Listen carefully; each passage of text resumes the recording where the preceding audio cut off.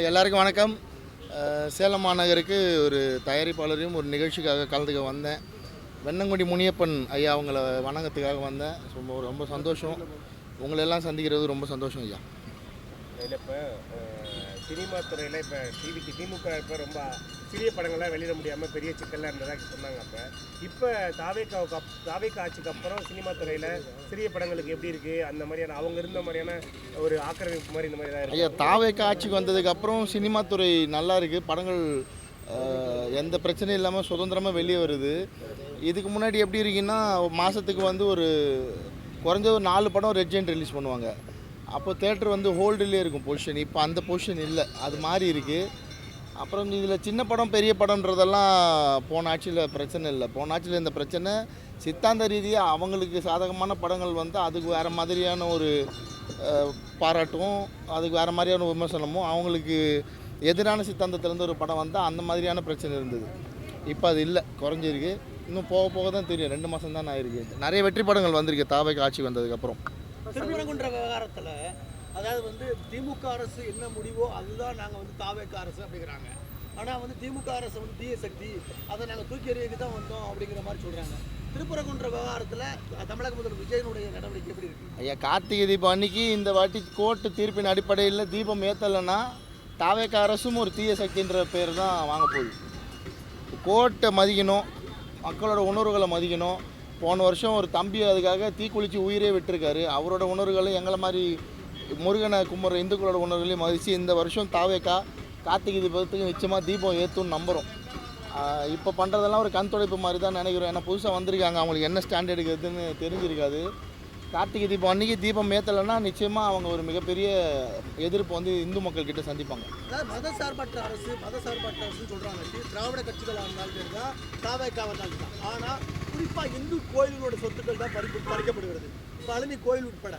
இதுக்கு வந்து ஒரு இந்து பக்தர் இருக்கிற முறையில் நீங்கள் என்ன நடவடிக்கை? ஐயா, போன ஆட்சியில் வந்து நிறைய நமக்கு கோபம் இருந்தது இந்து நிலையத்துறை அமைச்சர் மேலே. அது நம்ம சொன்னால் சாட்சி இல்லாமல் ஆகிடும். நிறைய தங்கம் வந்து காணாமல் போயிருக்கு அப்படிலாம் கேள்விப்படுறோம். இந்த ஆட்சி வந்து கண்டிப்பாக நிறைய நல்ல செய்வாங்கன்னு நினச்சா எடுத்தவொடனே 100 கோடி ரூபாய் அங்கே பதிவாகிருக்குன்ற செய்தி வந்திருக்கு. அவரும் அமைச்சர் இமீடியட்டாக ரியாக்ட் பண்ணி தப்பை சரி பண்ணிக்கிறோன்னு சொல்லியிருக்காரு. ஆனால் அவர் பண்ண தப்பு வந்து இது போன ஆட்சியில் நடந்த பதிவோட ஆரம்பம் அங்கே தான் நடந்தது. முடிஞ்சது தான் இந்த ஆட்சியில் முடிஞ்சிருக்கு. தப்பு வந்து போன திமுக அரசுலேருந்து இது ஆரம்பிச்சிருக்கு. இந்த 100 கோடி ரூபா பதிவு சீக்கிரமாக அந்த உண்மை வெளியே வரணும், மக்களுக்கு வந்து உண்மை தெரியணும். தாவேக்கா அரசு இன்னும் ஸ்ட்ராங்காக இதில் பேசணும். விவசாயத்துக்கு தொடர்ந்து குரல் கொடுத்துறீங்க. இப்போ குறிப்பாக வந்து நீங்கள் சினிமா துறையில் இருக்கீங்க. இப்போ காவிரியில் தண்ணி இல்லை, இன்னொன்று விவசாயிகள் ரொம்ப சிரமப்படுறாங்க. குருவி சம்பா விவசாயம் பாதிக்கப்பட்டிருக்கு. ஆனால் நீர்வளத்துறை அமைச்சர் அதுக்காக போய் கர்நாடகாவில் போய் இல்லை காவிரி மேலாண்மை வாரியத்தோட இதை அமல்படுத்தாமல் முதல்வரோட திரைப்படத்தை திருவிழா மாதிரி கொண்டாடணும் அப்படின்னு அவர் அந்த அதாங்க ஐயா, இதெல்லாமே போன திமுக ஆட்சியில் இவங்க திமுகவோட 2.0 வருஷன் மாதிரி தான் சில விஷயங்கள் இருக்காங்க. பல விஷயங்கள் இப்போ முதலமைச்சர் ஆய்வு போனதெல்லாம் புதுசாக இருக்குது. அப்புறம் நேற்று அந்த விவசாயிகளுக்காக வெங்கட்ராமன் அமைச்சர் அவர் பேசுனதெல்லாம் புதுசாக இருக்குது. ஆனால் காவேரி விஷயத்தில் தமிழ்நாடு அரசு ரொம்ப ஸ்ட்ராங்காக இருக்கணும். அன்புமணி அண்ணன் வந்து அவ்வளோ பெரிய பிரச்சாரத்தை முன்னெடுத்து இன்றைக்கி இளைஞர்கள்கிட்ட காவேரி தண்ணியை பற்றி நிறைய விஷயங்கள் கொண்டு போய் சேர்த்துருக்காரு. நம்ம கர்நாடகாலேருந்து நமக்கு வர கழிவு நீரை தமிழ்நாடு அரசு ஒன்று சுத்தப்படுத்தி கொடுக்கணும்.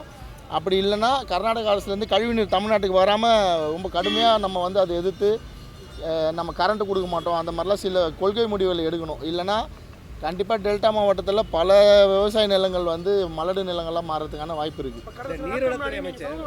நீர்வளத்துறை அமைச்சர் அதற்காக நடவடிக்கை எடுக்காமல் பிறந்தநாள் கொண்டாட்டத்தையும் அந்த திரைப்பட கொண்டாட்டத்தையும் தானே அவர் பெருசாக பார்க்குறாரு. சார், அவங்க எல்லாருமே இன்னும் ரசிகர்கள் தானே சார். இன்னும் யார் அமைச்சர் எம்எல்ஏ அந்த மாதிரி இன்னும் அந்த தோரணம் யாருக்கும் வரல. அதனால் இது கடைசி படம்ன்றதால அது கொண்டாட தான் செய்வாங்க. அதில் உடன்பாடு இல்லை தான். உங்கள் கருத்து நியாயமானது தான். சீக்கிரம் அதை சரி பண்ணி வெளியே வருவாங்கன்னு நினைப்போம். கண்டிப்பாக அவங்க கொண்டாட தான் செய்வாங்க. நான் சொன்னாலும் அவங்க கொண்டாடாமல் இருக்க போகிறதில்ல. புஷியானந்த் அண்ணனே சொல்கிறாரு, அதை தப்பு தான் அது. கடந்த சில நாட்கள் முன்னாடி ஒரு சமூக பதிவு வந்து கலப்பு திருமணம் அப்படின்னு ஒரு தலைப்பை வச்சு போட்டிருந்தீங்க.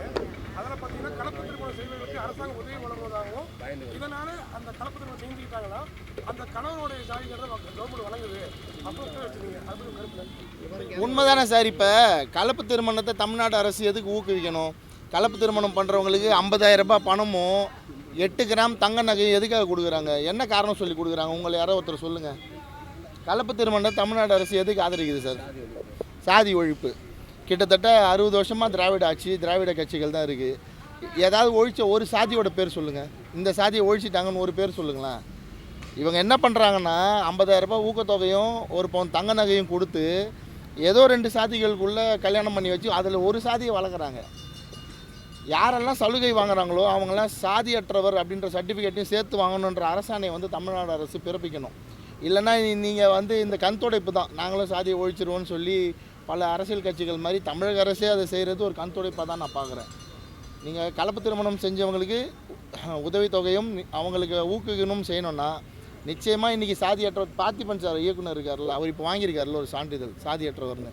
அந்த மாதிரி ஒரு சான்றிதழை கலப்பு திருமணம் செஞ்சு நிவாரணம் வாங்குற அத்தனை பேரும் கொடுக்கணும்னு ஒரு தமிழக அரசு ஒரு ஆணை பிறப்பிக்கணும்னு நான் கேட்டுக்கொள்வேன். சார், தமிழக அரசு போன கடந்த ஆண்டு நடந்த போதை விற்பனை, போதைப் பொருள் விற்பனை சரி, கல்லூரி பள்ளிகளில் அரெஸ்ட் பண்ணுறாங்க. ஆனால் அரெஸ்ட் பண்ணினாலும் தொடர்ந்து நடக்குது.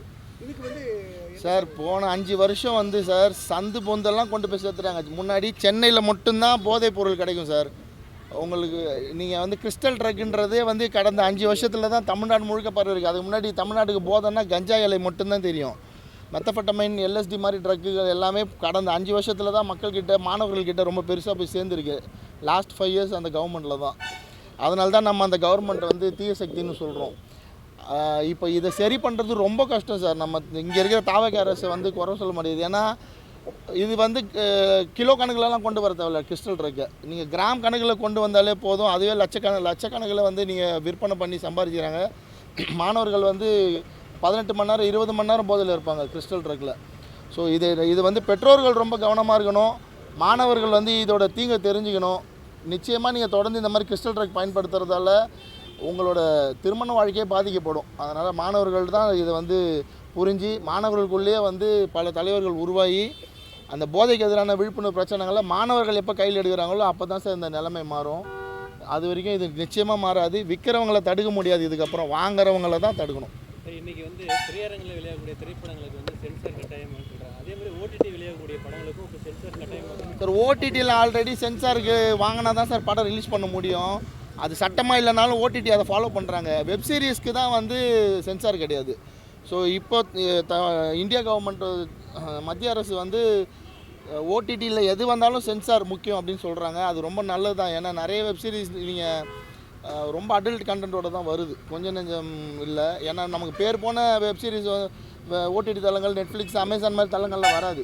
அது இல்லாமல் கண்ணுக்கு தெரியாத 1000 கணக்கான சின்ன சின்ன OTT தளங்கள் இருக்குது. அது எல்லாமே முறையற்று இந்த உள்ளு மாதிரி ஆப்பெல்லாம் ரொம்ப ஃபஸ்ட்டு.